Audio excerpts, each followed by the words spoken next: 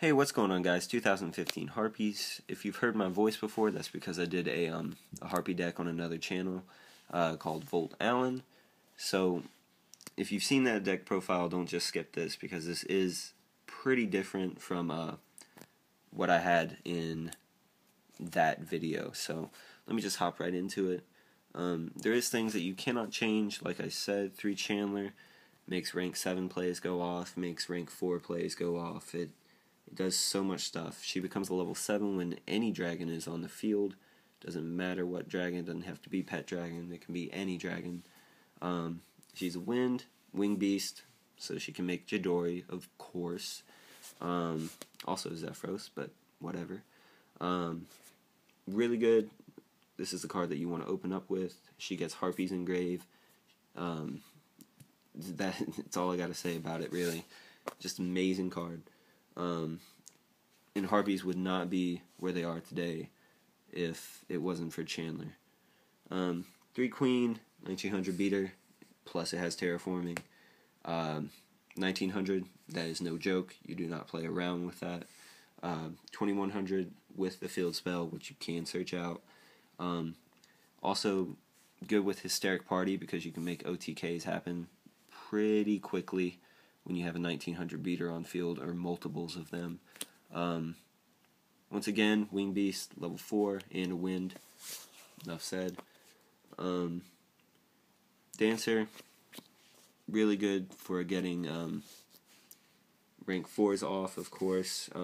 Getting Queen back to your hand, Chandler back to your hand, herself back to her hand. That way, if you have a hunting ground on field, you can possibly get 3 pops off that turn. Because this deck, the reason I love it so much is because it fits my play style. I love being aggressive, blowing up the field really quick, making a huge board, pushing for game. That is my play style. And plus, this deck allows me to do that without fear, because I can just pop all their back row. Plus Dancer, I don't know if I said this already, gets under Bottomless. She is 1200, which kind of sucks, but I mean, it does have its pluses in some ways. For the Elegant Egotist targets, we have 2 Cyber Harpie Ladies, which is a 1800 beater, and Harpie Lady 1. Let me get her in the screen a little bit more.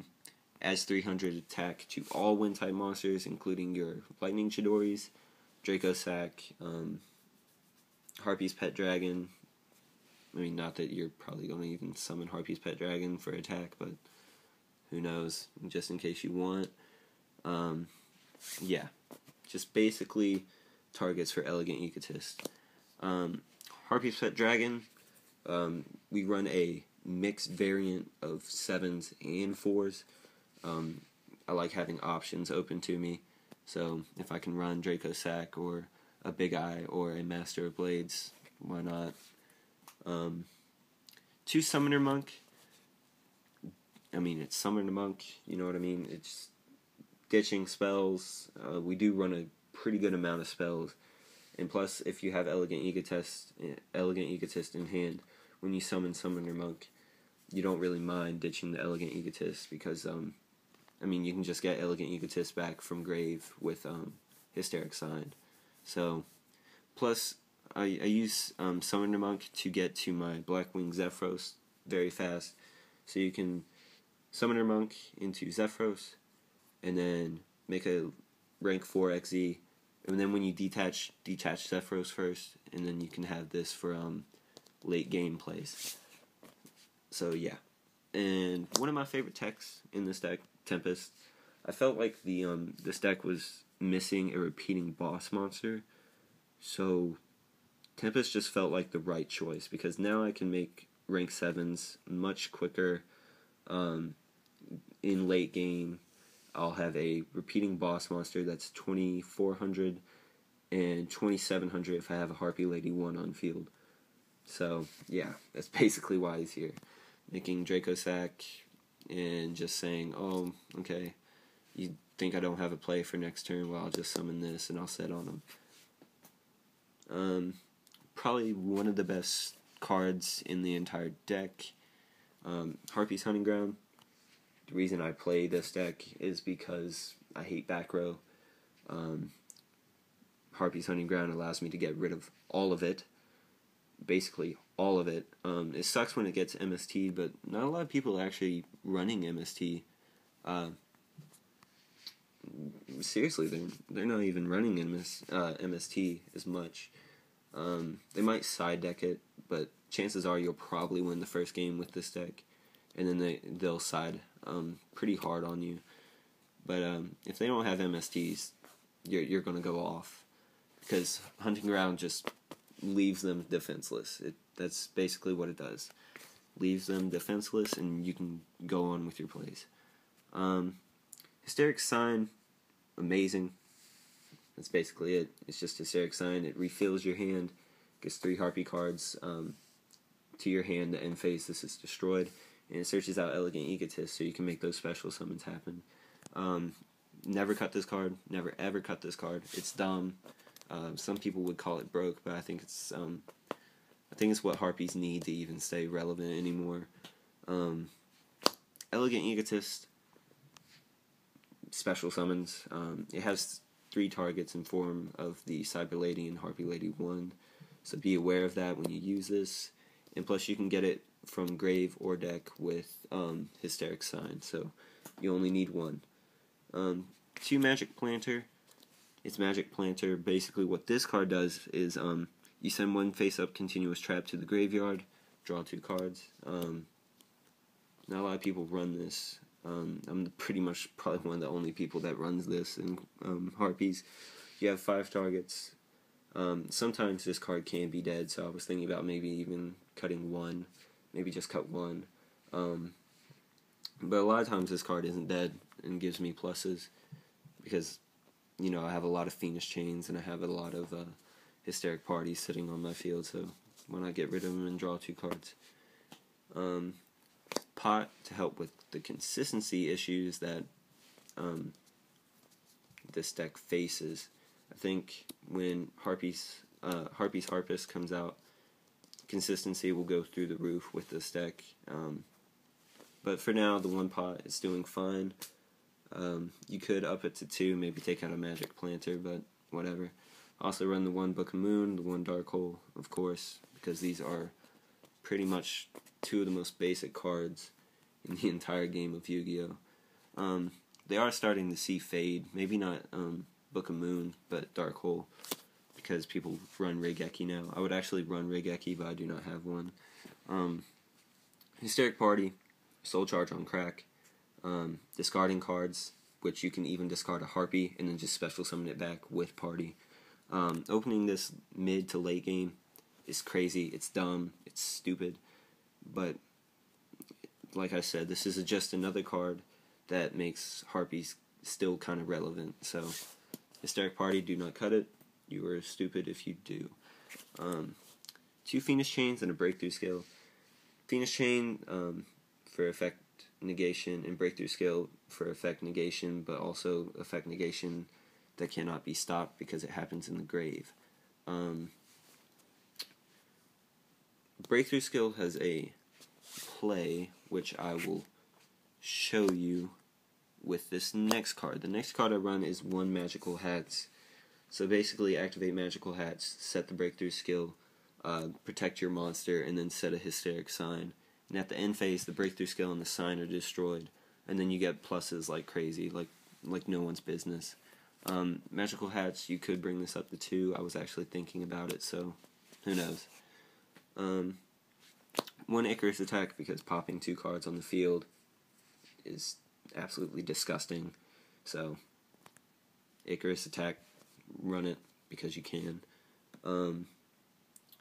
1 Solemn Warning, 1 Torrential, and then the 1 Bottomless. I do not run Compulse. It's basically because I do not like Compulse. Bottomless is the one that I would cut out of all 3 of these, because I think Torrential is amazing. Probably one of the best cards of the format. And then Solemn Warning basically says that monster, that card, it's not happening. So, Solemn Warning, you definitely can't cut it. You can't cut it. torrential, can't cut it. Bottomless, you can basically cut this if you want, but I don't know.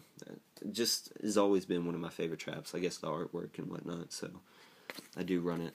2 Lightning Chidori because it's Lightning Chidori. It's just a broke card that you can run in this deck, so run it. And one of the only decks that can make this. So, Lightning Chidori, it bounces a face down card immediately on summon to the bottom of the deck, and then when you detach, you can target one face up card your opponent controls, put that on the top of the deck. So making them dead draw is amazing. It's a 1900 beater, which kind of sucks because they usually get over this the turn after you summon it. But it is Lightning Chidori, so definitely run 2. Harpie's Pet Dragon, Harpie's Pet Phantasmal Dragon, sorry, in case you guys can't see the name, which I think you can. You guys can actually see it pretty well. Basically a much better cowboy in my opinion. Basically, Harpies cannot be targeted for attacks or effects as long as he has material, and he can attack directly as long as he has material. So, basically, getting out 6,000 points of damage, direct damage to your opponent, is stupid. And if you have 2 of these on field, it's basically you win, unless they top deck a Dark Hole or a Raigeki, something that doesn't target and blows up field. Ice Beast Zerafine, turning off all face-up cards your opponent controls, is really nice, and then gaining 300 attack for each face-up card on the field is ridiculous. So, Ice Beast Zerafine, because you can run it, this is also, once again, one of the only decks that can make this. So, Ice Beast, put it in, never regret it. Mecha Phantom Beast, Draco Sack, there's not much to say. It's Draco Sack, you know. It's just Draco Sack. Plus, you've upped the chances of being able to make him when you add Tempest. Tempest adds a lot of consistency to this deck, and I'm not even joking. You just gotta know when to use him, and you know, don't mess up with him. Probably late to mid game, I try to go for Draco Sack, or maybe even early game. Master of Blades, I do not run a Big Eye. If I had a Big Eye, I would run it, so definitely replace, probably one of my Diamond Direwolves, which I'll get to, replace it, and then put it in a Big Eye. Master of Blades, really nice, can't be targeted. If he is targeted, you can detach, negate it, negate what targeted him, destroy it, and then destroy another card on the field. So, yeah, he's very underrated. Exciton Knight, it's Exciton Knight.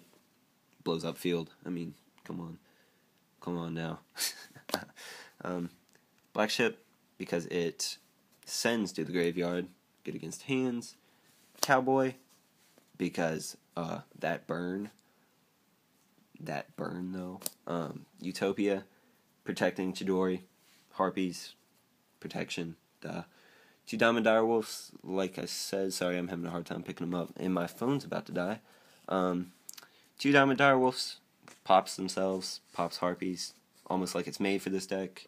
I would take one out for a, probably a 101, or a Big Eye, like I said, probably a Big Eye. I don't really care for 101 as much as Big Eye. Photon Pap, underrated, really good, stupid good. Plus you get to see if that thing that you're attacking that's face down is a hand or not. I think my voice just cracked, but whatever. Keep going. Ragnar Zero, underrated. Lets you draw cards and plus get rid of problem cards like Boojins or Fire Fist, Mermails. Yeah, so Ragnar Zero. Thanks guys for watching. My phone's about to die, so that's why I had to hurry up real quick. Thanks for watching. Please leave a like, a comment, and subscribe, and peace.